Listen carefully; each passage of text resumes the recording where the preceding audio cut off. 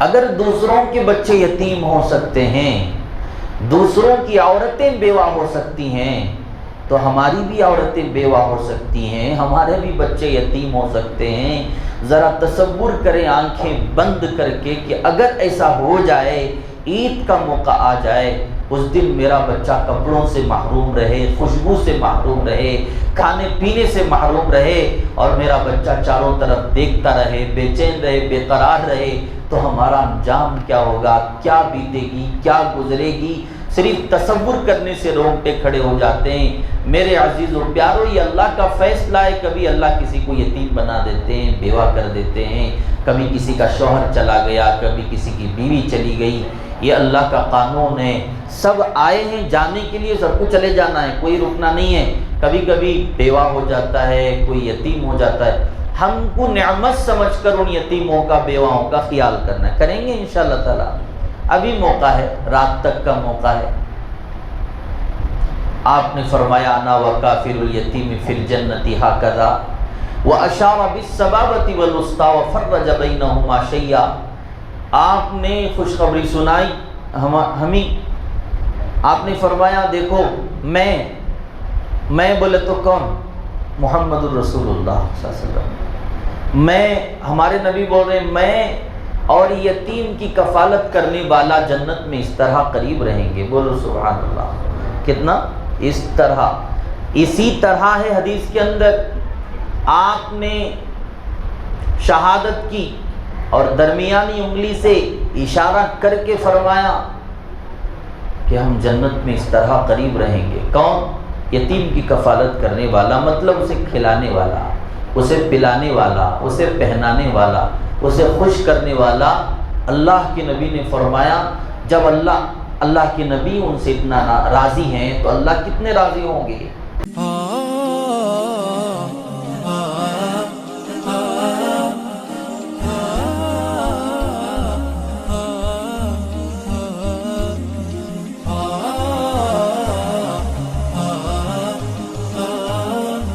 عید کا مطلب ہوتا ہے خوشی منانا۔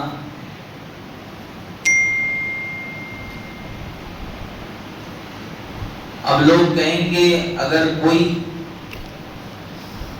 اشکال پیدا ہو کہ عید یعنی رمضان کے چلے جانے پر خوشی ہو رہی ہے، بلکہ نہیں، رمضان کے جانے پر خوشی نہیں بلکہ رمضان کے پا لینے پر خوشی ہے۔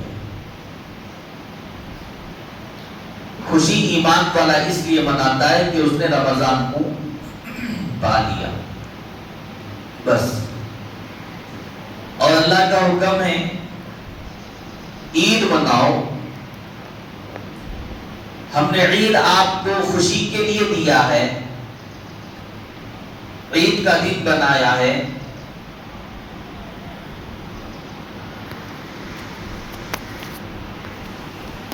اس دن یقیناً خوشی ہی خوشی منانا ہے، دوسرا کوئی اور کام نہیں ہے۔ اگر کوئی یہ کہے کہ نہیں ہم روزہ رکھ لیں گے تو اس کا روزہ نہیں ہو سکتا۔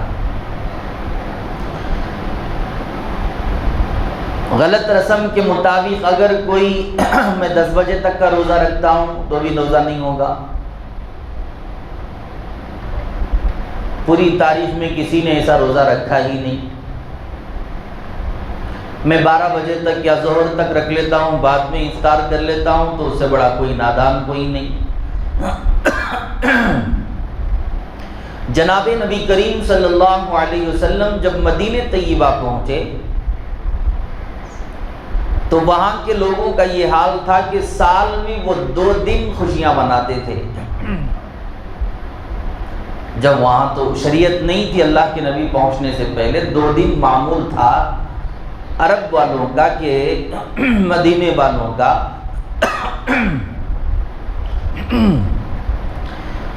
2 دن خوشیاں مناتے۔ ان خوشیوں کے اندر 2 دنوں کے اندر ان کا یہ معمول تھا کہ کوئی گھوڑا دوڑا رہا ہے، کوئی کچھ کر رہا ہے، کچھ کر رہا ہے۔ خوشی کے لیے ان کے حساب کے مطابق جو کرنا چاہتے تھے وہ کیا کرتے تھے۔ اللہ کے نبی جب وہاں پہنچے تو پتہ چلا کہ یہ 2 دن، سال کے 2 دن خوشی مناتے ہیں۔ ہمارے نبی نے خوشخبری سنائی، لوگوں یہ غلط رسموں کو چھوڑ دو، اب اللہ نے اپنے فضل سے اپنی طرف سے انعام عطا کیا ہے میری امت کو، ان 2 دنوں کے بدلے 2 دن عطا کر دیے ہیں، ایک عید الفطر ہے اور ایک عید الاضحیٰ ہے۔ ایک عید الفطر، ایک عید الاضحیٰ۔ پھر آپ علیہ السلام نے ان 2 دنوں کو سمجھایا۔ اب عید میں کیا کرنا ہے؟ رمضان جیسے ہی ختم ہو، شوال کا چاند نظر آ جائے تو مومن مسلمان عید مناتا ہے۔ اب عید کس طرح منائیں، عید میں کیا کیا جاتا ہے؟ آپ علیہ السلام نے ان تمام باتوں کو بتایا۔ عید عید ہوتی ہے، عید میں خوشی منایا جائے، خود بھی خوش رہے، اچھا کھائے، اچھا پیے، پہنے، بیوی بچوں کے ساتھ رہے، خوش رہے، رشتہ داروں کے ساتھ رہے، ایک دوسرے کو مبارکبادی دے، عید اسی کو بولتے ہیں۔ شیخ عبد القادر جیلانی رحمۃ اللہ علیہ نے بھی بتایا ہے کہ عید کا جو موقع ہوتا ہے وہ گویا کہ میدان محشر کا ایک نقشہ ہوتا ہے۔ عید میدان محشر کا ایک نقشہ ہوتا ہے، عکس ہوتا ہے۔ میدان محشر میں بھی لوگ اپنے قبروں سے اٹھیں گے اور میدان میں جمع ہوں گے۔ آپ عید کے موقع پر بھی دیکھیں، لوگ گھروں سے نکلیں گے، میدان میں جمع ہوں گے۔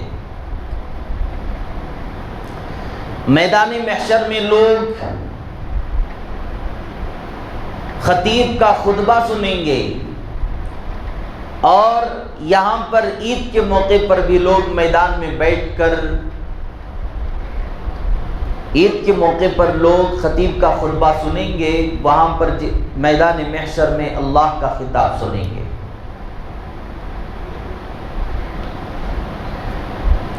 یہاں پر عید میں جاتے ہیں لوگ تو گویا کہ رمضان گزار کر اللہ کو راضی کر کے جب وہاں پر پہنچتے ہیں تو گویا کہ وہ جزا اور سزا کا دن ہوتا ہے۔ اللہ تعالیٰ اپنی رضامندی کا لوگوں کو پروانہ عنایت کرتے ہیں۔ میدان محشر میں بھی جنت اور جہنم کا فیصلہ ہوتا ہے، جنتی جنت کی طرف جاتے ہیں، جہنمی جہنم کی طرف جاتے ہیں۔ عید الفطر کے موقع پر اگر لوگوں کے چہروں کو دیکھا جائے تو نورانیت سے چمک رہے ہوں گے، اس لیے کہ انہوں نے رمضان گزارا، انہوں نے رمضان کے روزے رکھے، عبادتیں کیے، تلاوت کیے، ذکر اللہ میں مشغول رہے، اور جب وہاں پر پہنچتے ہیں تو اللہ تعالیٰ ان کے چہروں پر ایک رونق عطا فرما دیتے ہیں۔ کچھ لوگوں کے چہرے ہوتے ہیں جو سیاہ ہوتے ہیں، چاہے وہ اچھے کپڑے ہی کیوں نہ پہنے، ان پر لعنت ہوتی ہے، پھٹکار ہوتی ہے۔ وہاں پر بھی میدان محشر میں کچھ لوگوں کے چہرے سیاہ ہوں گے اعمال کی وجہ سے، کچھ لوگوں کے چہرے رونق ہوں گے، چہرے چمک رہے ہوں گے چاند کی طرح۔ یعنی حضرت شیخ عبد القادر جیلانی رحمۃ اللہ علیہ فرماتے ہیں یہ میدان محشر کا ایک نقشہ ہوتا ہے عید کا موقع۔ اللہ تعالی ہمارے لیے عید عید بنا دے، عید اور سعید بنا دے، اچھی عید بنا دے۔ کہیں ایسا نہ ہو کہ عید ہمارے لیے وعید بن جائے۔ کبھی کبھی ایسا ہوتا ہے کہ انسان کے لیے عید آتی ہے، وہ اعمال کی وجہ سے اپنے عید کو وعید میں تبدیل کر دیتا ہے، بجائے خوشی کے وبال آ کے پڑتا ہے، مغفرت کا پروانہ لے کر انسان پھر راہ راست سے ہٹ جاتا ہے۔ عید کے دن کرنے کے کام ہیں وہی کیا جائے، اس سے ہٹ کر جو کام ہے وہ نہ کیا جائے تو بہتر ہے۔ پورا رمضان اگر انسان روزہ رکھے، تراویح پڑھے، سحری کرے، افطاری کرے، دیگر اعمال کرے، اپنی حیثیت کے مطابق انسان کرتا ہے، طاقت کے مطابق کرتا ہے، بہرحال محنت ہوتی ہے، یقیناً انسان گزرتا جاتا ہے، رمضان گزارے، عید کے موقع پر، خوشی کے موقع پر اللہ تعالیٰ مغفرت کا پروانہ دیں اور اللہ تعالیٰ اسے روانہ کریں۔ یہاں تک کہ حکم یہ ہے کہ حکمت دیکھیں، میں نے بھی پہلے عرض کیا، کتابوں میں لکھا ہے اللہ تعالیٰ اتنا منتظر رہتے ہیں بندوں کی طرف، انتظار میں رہتے ہیں کب میرے بندے آئیں پکارتے ہوئے اللہ اکبر لا الہ الا اللہ واللہ اکبر وللہ الحمد کہتے ہوئے آئیں اور عید الفطر کے میدان میں پہنچیں، عیدگاہ میں پہنچیں۔ خطیب کو یہ حکم ہے، تم جمعہ جب پڑھاتے تھے تو پہلے خطبہ پڑھاتے تھے، پھر نماز پڑھاتے تھے، اللہ تعالیٰ خطیب سے کہتے ہیں اب تم پہلے خطبہ نہ دو، پہلے نماز پڑھاؤ، اس لیے کہ میں اپنے بندوں کو نماز پڑھتے دیکھنا چاہتا ہوں، اس لیے کہ میں اپنے بندوں کو سر سجدے میں رکھنا دیکھنا چاہتا ہوں تاکہ میں جلد ان کی مغفرت کر سکوں، ان کا سر سجدے میں ہو، زبان سبحان اللہ پر ہو اور میری رحمت جوش میں آئے، میں ان کی مغفرت کر دوں۔ اللہ تعالیٰ اس بات کے منتظر رہتے ہیں، یہی حکمت ہے کہ یہاں جمعہ میں پہلے خطبہ دیا جاتا ہے پھر نماز پڑھی جاتی ہے، وہاں پر پہلے نماز پڑھی جاتی ہے بعد میں خطبہ دیا جاتا ہے۔ یہ ایک حکمت ہے، اللہ تعالیٰ بندوں کی طرف اس طرح متوجہ رہتے ہیں، سب سے پہلے نماز کا حکم، پہلے نماز پڑھاؤ تاکہ میں بخشش کر دوں۔ یقیناً انسان کو اللہ تعالیٰ بخش دیتے ہیں، معاف کر دیتے ہیں، پھر انسان گھر سے وہاں سے عیدگاہ سے لوٹے پورے آداب کے ساتھ، پھر وہ جو کرنا ہے وہ کرے، اگر وہ جو نہیں کرنا ہے وہ کرنے لگ جائے، مثال کے طور پہ گناہ کے کام کرنے لگ جائے، پھر خوشی، ارے آج خوشی ہے چلو شراب پی لیں، جوا کھیل لیں، لوگوں کو ستائیں۔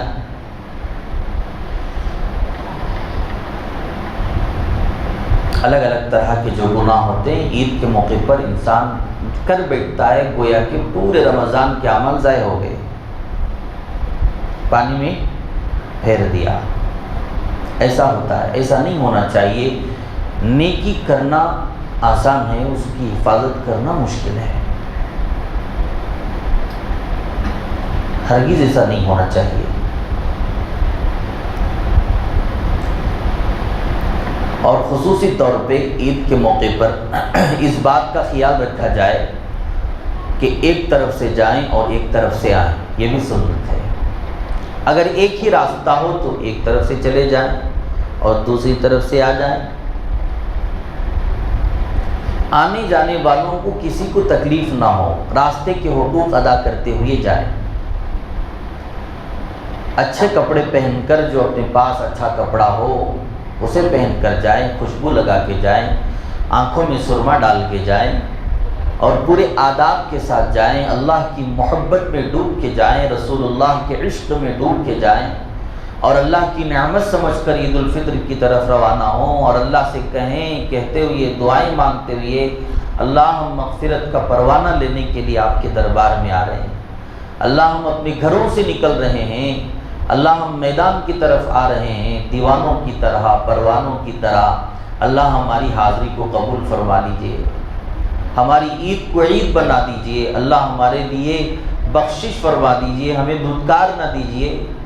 دعا کرتے ہوئے انسان جائے اور یہ یوں کہے کہ اللہ ہم نے حیثیت کے مطابق اور طاقت کے مطابق ہم نے عبادتیں کی ہیں، اللہ ہم تو کمزور ہیں، خلق الانسان ضعیفا، آپ نے فرمایا ہم نے انسان کو کمزور بنایا ہے، یقیناً ہم کمزور ہیں، اعمال میں کمزور ہیں، طاقت میں کمزور ہیں، اللہ ہم کچھ نہیں کر پائے، آپ تو مغفرت کے بہانے ڈھونڈتے ہیں، اللہ میں تو آج عید کی طرف آ رہا ہوں، بس اس ایک بہانے کو آپ مد نظر رکھیں اور معاف فرما دیں۔ یقیناً صدق دل سے ندامت کے ساتھ انسان کیا کرتا ہے؟ توبہ کرتے ہوئے، اللہ کو مناتے ہوئے اللہ کی محبت میں جاتا ہے، یقیناً مغفرت کا پروانہ لے کر آتا ہے۔ اللہ ہم سب کی بخشش فرما دے۔ اور خصوصی طور پر عید الفطر کے ادا کرنے سے پہلے صدقہ فطر ادا کرنا ہے۔ صدقہ فطر جن پر جو زکوٰۃ ادا کرنے والے ہوں، آسان طریقہ یہی ہے کہ ان پر واجب ہے۔ حتیٰ کہ حدیث شریف کے اندر آتا ہے کہ اگر غریب بھی ہو تو اس کو بھی چاہیے کہ صدقہ دے، آزاد ہو تو بھی دے، غلام ہو تو بھی دے، امیر بھی دے، غریب بھی دے، اس لیے کہ صدقہ فطر اتنی اہمیت رکھتا ہے۔ قربان جائیں اللہ کے نبی صلی اللہ علیہ وسلم کی اس حدیث پر، آپ نے فرمایا صدقہ فطر ادا کرنے کی برکت یہ ہوتی ہے کہ اللہ تعالیٰ رمضان کی کوتاہیوں کو اس کے بدلے معاف فرما دیتے ہیں۔ انسان کوتاہی کیا ہوگا، کبھی کبھی اس سے غلط کام ہو گئے ہوں گے، کبھی کبھی اس نے زبان درازی کی ہوگی، غلط نظر کیا ہوگا، اور پتہ نہیں اس نے کیا کیا گناہ کیے ہوں گے، نوافل میں کمی ہو گئی ہوگی، روزوں میں کمی ہو گئی ہوگی، تراویح میں کمی ہو گئی ہوگی۔ جو بھی کمیاں ہیں اللہ تعالیٰ صدقہ فطر کی برکت سے پورا کر دیں گے۔ اس لیے صدقہ فطر کہا جاتا ہے ادا کر کے آؤ، نماز سے پہلے، نماز کے بعد نہیں۔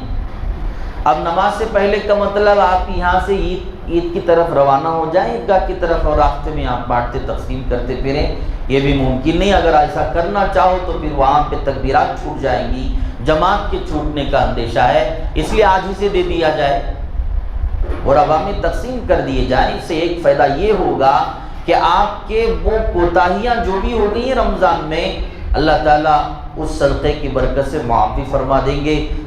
دوسرا فائدہ یہ ہوگا کہ غربا جو بھی ہوں گے، محتاج جو بھی ہوں گے، ان کے لیے بھی عید ہو جائے گی، ان کی بھی ضروریات پوری ہو جائیں گی۔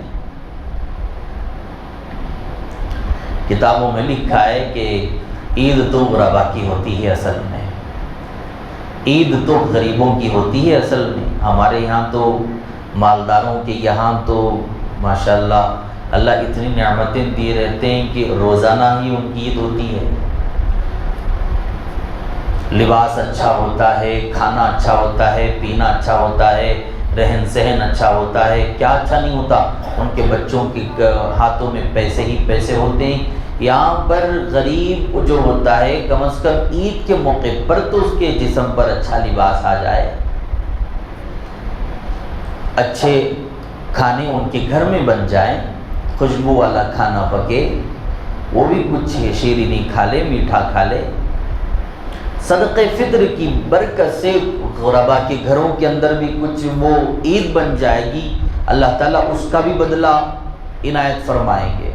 بولو سبحان اللہ، کریں گے نا انشاءاللہ تعالیٰ۔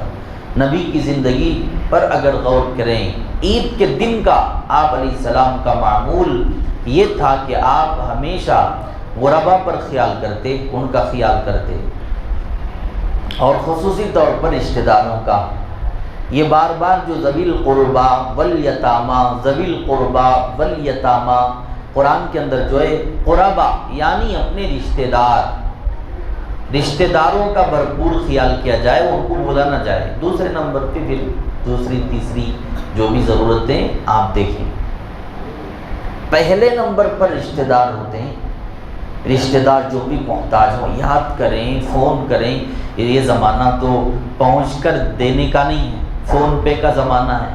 یہاں آپ بٹن دبا دو، سیکنڈوں میں اماؤنٹ وہاں پہنچ جائے گا۔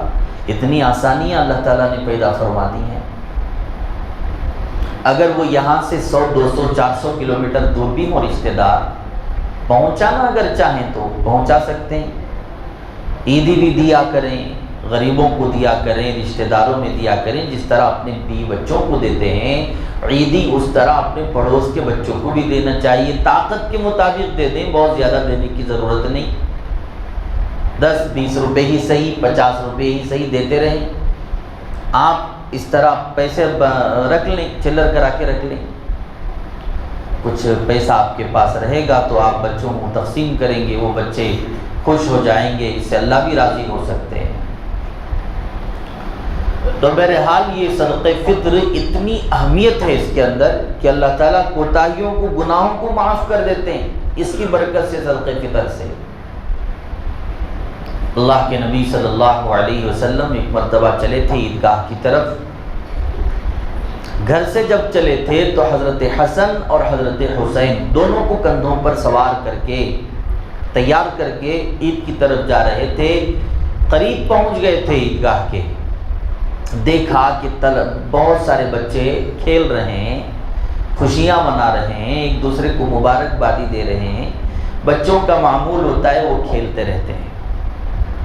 ایک بچے پر آپ کی نظر پڑ گئی، جس بچے پر نبوت کی نظر پڑ جائے اور آپ ویسے ہی چلے جائیں، ہو نہیں سکتا۔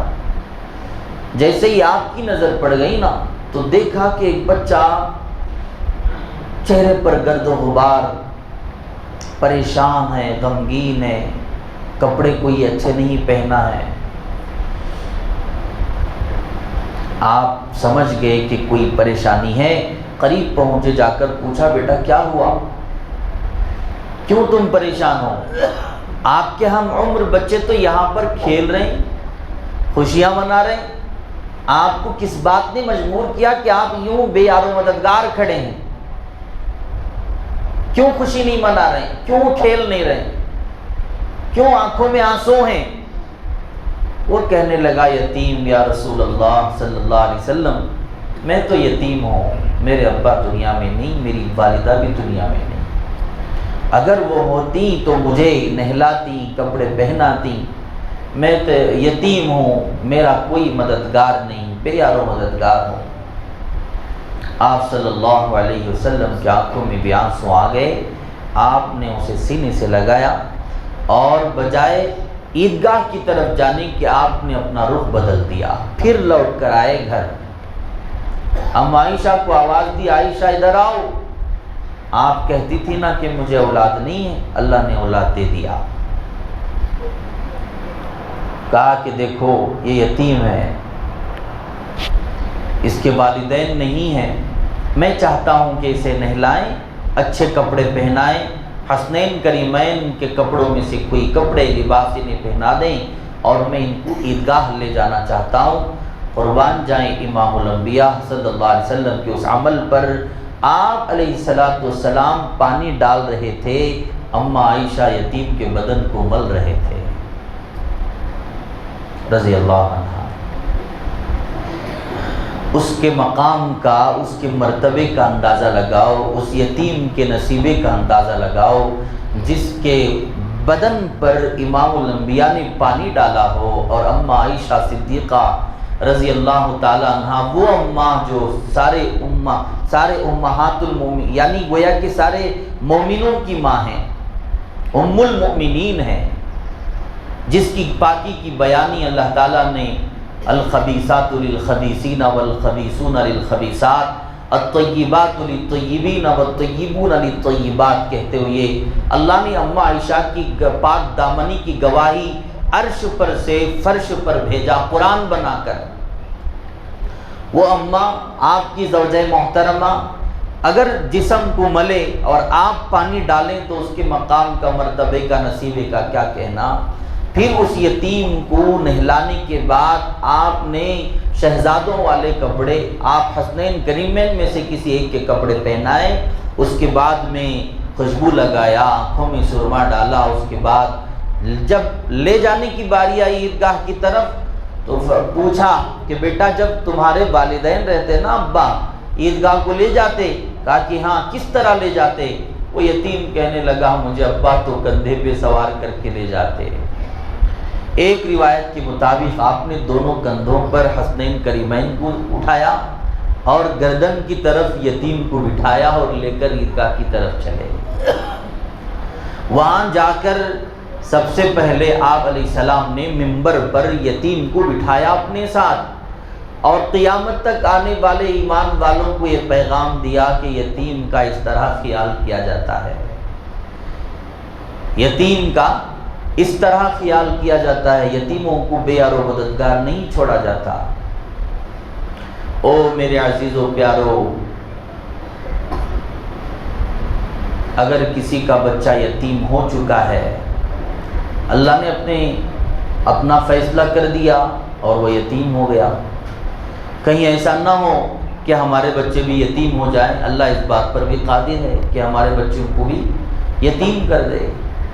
ہم جو خاندان کے بیواؤں پر جو بے رحمی کر رہے ہیں اور نظر انداز کر رہے ہیں، ان کا کچھ خیال نہیں کرتے، ہو سکتا ہے ایک دن ہماری بھی بیوی بیوہ ہو جائے، اللہ اس بات پر بھی قادر ہے۔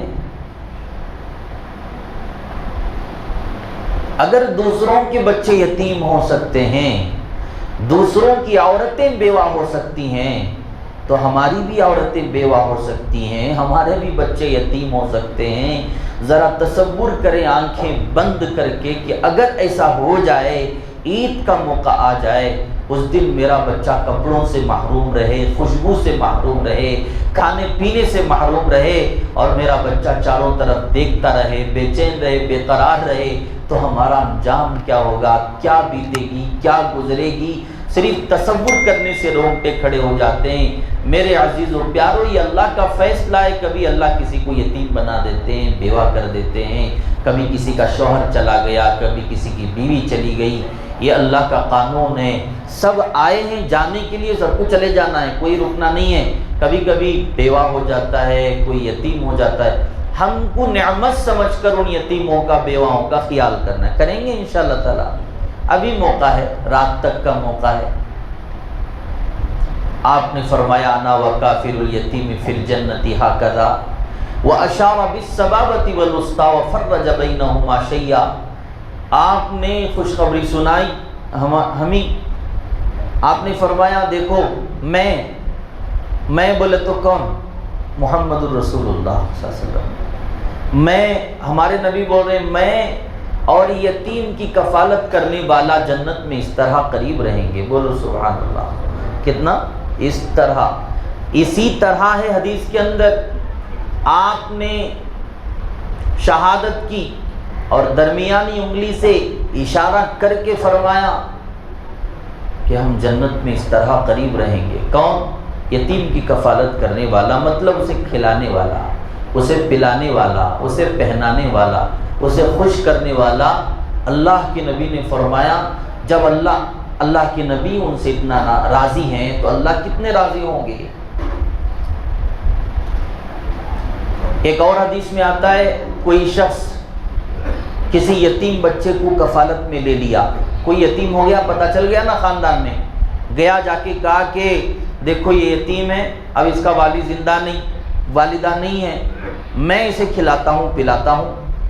آپ نے فرمایا اگر کسی نے کسی یتیم کو اپنی کفالت میں لے لیا، اسے کھلاتا رہا پلاتا رہا، اس کی ضرورتوں کا خیال کرتا رہا، یہاں تک کہ وہ بڑا ہو گیا اور وہ خود اپنی ضرورت پوری کرنے لگا، بس بے نیاز ہو گیا نا اس کی کفالت سے، اتنا اگر کوئی انسان کر دے مشقت کر کے، محنت اور کوشش کر کے، آپ علیہ السلام نے فرمایا اس پر جنت واجب ہو گئی۔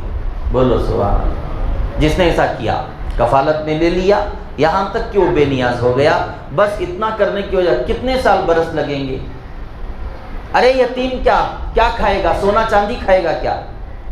بتاؤ نا، وہ سونا چاندی تھوڑی کھائے گا، وہ بھی تو روٹی کھاتا ہے، وہ بھی میرے اور آپ کے بچے کی طرح چاول کھاتا ہے، گیہوں کھاتا ہے، کیا کھاتا ہے؟ وہ جو ہمارے بچے کھاتے ہیں وہ بھی وہی کھاتا ہے۔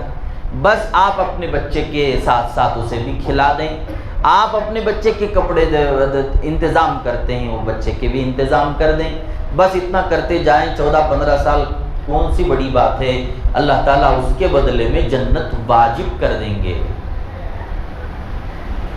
ایک اور خوشخبری سنا رہا ہوں،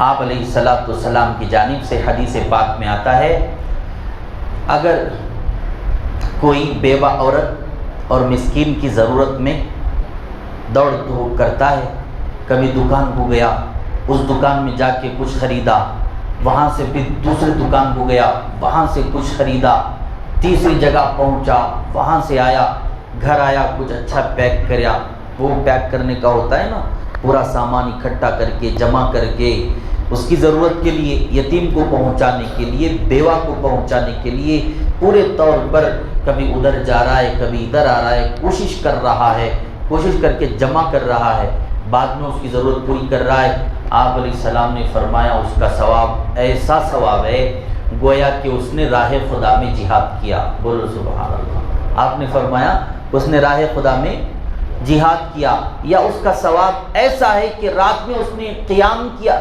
رات میں قیام کیا، دن میں روزہ رکھا، رات بھر عبادت کیا، دن بھر روزہ رکھا، اتنا بڑا اجر ہے۔ صرف یتیم اور غربا کی ضرورت میں دوڑ بھاگ کرنے والوں کے لیے اتنا بڑا انعام ہے۔ ہم اگر محروم رہ جائیں تو آپ بتائیے۔ اس لیے میرے عزیزوں پیارو، عید الفطر کا موقع جو بھی ہے اسے غنیمت سمجھیں۔ اس وقت حیثیت اور طاقت کے مطابق کم از کم یتیموں اور بیواؤں کا خیال کریں گے انشاءاللہ تعالی۔ اللہ تعالیٰ تمام یتیموں کے، غرباء اور بیواؤں کے اللہ تعالیٰ ضرورتوں کو پورا فرما دے، اللہ سب کی بخشش اور مغفرت فرمائے۔ تو بہرحال آخر میں بات ختم کرنے سے پہلے آپ کے سامنے وہ عید الفطر کا جو طریقہ ہوتا ہے وہ میں بتا دیتا ہوں، آپ ذرا سماعت فرما لیں، بعد میں انشاءاللہ سنت خطبہ وغیرہ کر لیں گے۔ عید الفطر کی 2 رکعت نماز، واجب نماز۔ کون سی نماز؟ واجب۔ نیت اس طرح کرنا ہے، عید الفطر کی 2 رکعت واجب نماز 6 زائد تکبیروں کے ساتھ پڑھتا ہوں اللہ کے واسطے، رخ میرا بیت اللہ کی طرف، پیچھے اس امام کے، اس طرح نیت کرنا ہے۔ پہلی تکبیر بولنا ہے، امام صاحب کہیں گے اللہ اکبر، دونوں ہاتھ کانوں تک اٹھائیں، سیدھے ناف کے نیچے باندھ لیں، ثنا پڑھیں۔ ثنا پڑھنے کے بعد پھر تکبیر کہی جاتی ہے اللہ اکبر، پہلی تکبیر ہو گئی، سیدھا دونوں ہاتھ کانوں تک اٹھائیں، سیدھے چھوڑ دیں۔ دوسری تکبیر بھی دونوں ہاتھ کانوں تک اٹھائیں، اللہ اکبر کہتے ہوئے سیدھے چھوڑ دیں۔ تیسری تکبیر دونوں ہاتھ کانوں تک اٹھائیں، اللہ اکبر کہتے ہوئے پھر ناف کے نیچے باندھ لیں۔ پھر سورۃ فاتحہ، قرات، رکوع اور سجدہ وغیرہ کے بعد میں پھر کھڑے ہو جائیں گے۔ دوسری رکعت میں قرات کے بعد رکوع میں جانے سے پہلے دونوں ہاتھ کانوں تک اٹھائیں گے، اللہ اکبر کہتے ہوئے پھر سیدھے چھوڑ دیں گے۔ پھر دوسری مرتبہ اللہ اکبر کہتے ہوئے دونوں ہاتھ کانوں تک اٹھائیں گے، پھر چھوڑ دیں گے۔ تیسری تکبیر میں دونوں ہاتھ کانوں تک اٹھائیں گے، اللہ اکبر کہتے ہوئے سیدھے چھوڑ دیں گے۔ چوتھی تکبیر میں ہاتھ نہیں اٹھائیں گے، رکوع کریں گے، رکوع سجدہ، پھر اس کے بعد میں تشہد وغیرہ کے بعد سلام پھیر دیں گے۔ یہی طریقہ ہے۔ 6 زائد تکبیر، اس کا خیال ہونا چاہیے۔ بہت بڑی غلطی یہاں یہ ہوتی ہے کہ امام صاحب اللہ اکبر کہہ رہے ہیں، مقتدی حضرات صرف ہاتھ اٹھا رہے ہیں اور چھوڑ رہے ہیں، ہاتھ باندھ رہے ہیں، وہ اللہ اکبر نہیں کہہ رہے ہیں۔ اگر انسان پیچھے مقتدی لوگ بھی اللہ اکبر نہیں کہیں تو نماز کہاں ہوگی؟ ہے کہ نہیں؟ ہم کو بھی بولنا ہے اللہ اکبر، امام کو، ہم تو قرات نہیں پڑھیں گے نا، قرات نہیں پڑھیں گے، بس تکبیر کہیں گے۔ اللہ اکبر کہتے ہوئے دونوں ہاتھ کانوں تک اٹھائیں گے، باندھیں گے، پھر دونوں ہاتھ کانوں تک اٹھائیں گے، چھوڑیں گے۔